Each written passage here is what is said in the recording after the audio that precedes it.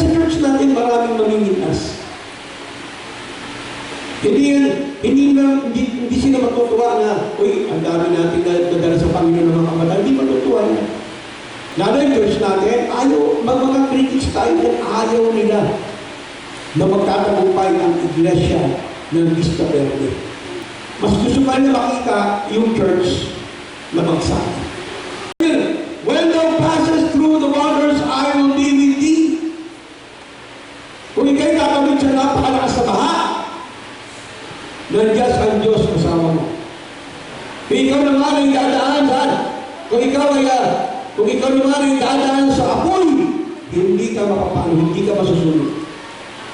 Ibig sabihin, kung ikaw anak ng Diyos, kahit dumagsak problema mo, hindi ka masusunod. Lalo na ang iglesia ng Panginoon.